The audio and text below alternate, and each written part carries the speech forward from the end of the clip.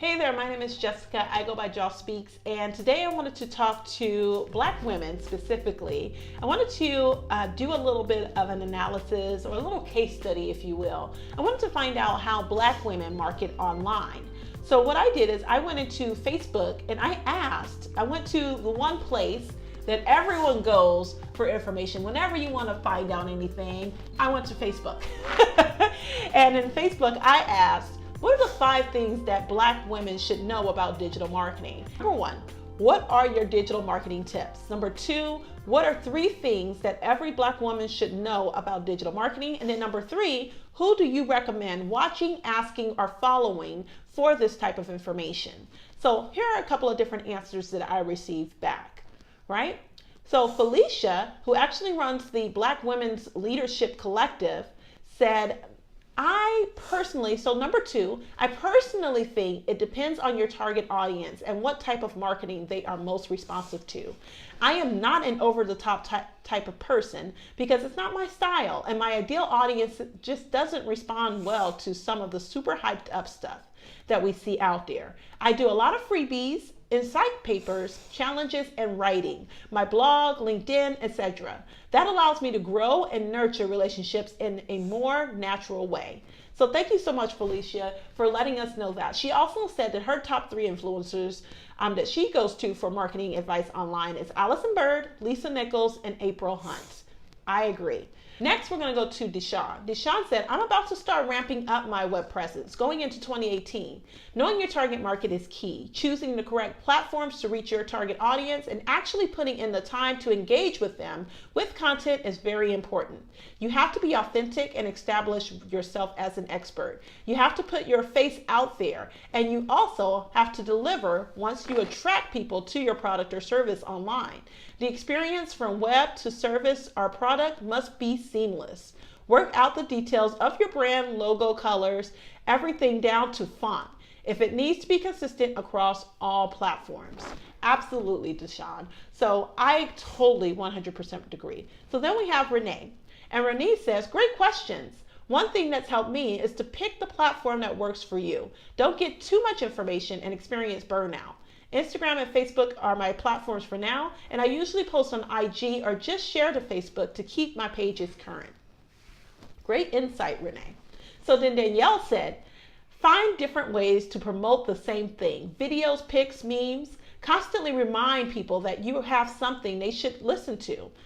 Sex sales and being really honest is rare in Black women. Marketing is tiresome, but if you fall in love with what you do, you can make it fun. Hashtags are your friend. And then number 3, follow a podcast that you randomly come across.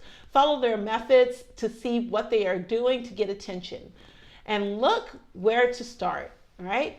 She said for her, as many marketers as there is out there, she says, I don't follow any, but every once in a while, I do look up branding and marketing hashtags and read a lot of how-to books and our posts. Great insight, Danielle. Now let's go to Nick. And Nick says, for me, being consistent and having relatable posts on all my social media, Twitter, Facebook, and Instagram, also ensures that you stay true to your brand. My professional business pages are just that, and don't really have my personal information, my photos of family, opinions of politics, religion, so on and so forth. Information unless it is pertinent to what I am discussing for that day. I have 6 social media pages and update 2 to 4 times each day. Lastly, interactive posts keep your audience engaged and asking questions. This leads to new content. Hope this helps, and my blog and websites are updated daily from my Instagram or my Facebook posts as well. It helps me to save time. So Nikki actually runs 6 different pages. I was amazed by that, and I absolutely love it. And I know for a lot of Black women, we actually have a lot of different interests, and we have a lot of different business ventures that we want to run to. So running into Nick's post was really inspiring and inspirational, and I really dug it. I really took the information to heart.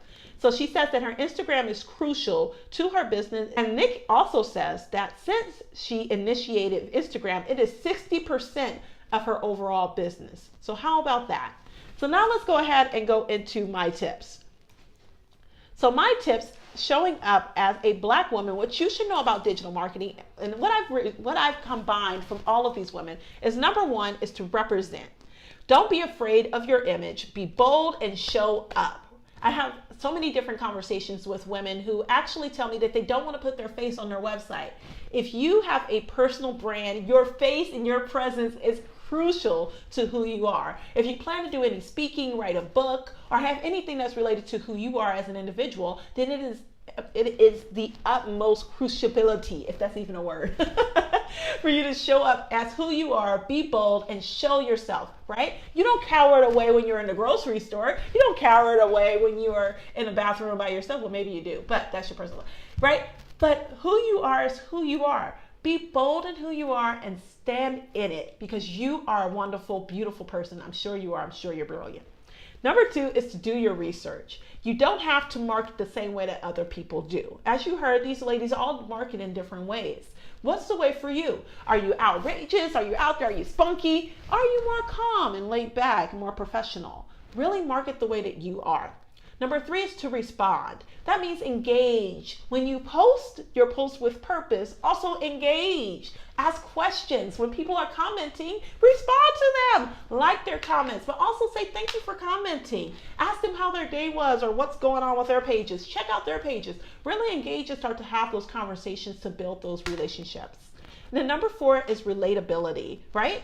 Like Nick said, be human, be relatable, right? Be yourself. If you use slang, if you like go girl, then use your slang in your everyday life, because individuals are going to find out who you are, what you do, and they are going to find out that you use slang anyway. However, the opposite end of that, and on the other hand, if you do not use slang, don't think that you have to use slang to be cool online. Use the words, the verbiage that you would use in your everyday life and really translate it onto your digital space. Or into your digital space, I should say. Proper English. All right, number five is to be reliable. And this goes right along hand in hand with being consistent. If you are reliable and consistent in your post, if you're posting about the same type of things every day, then people are going to look for that, and they're going to look for you to show up. It's when you don't show up that they start to look around and find out where you are. So don't worry if you're not getting a bunch of likes, if people aren't engaging in your posts. Even though they may not be saying anything, they are there and they are watching. So it's in your best interest to just show up as who you are and know that the people will come.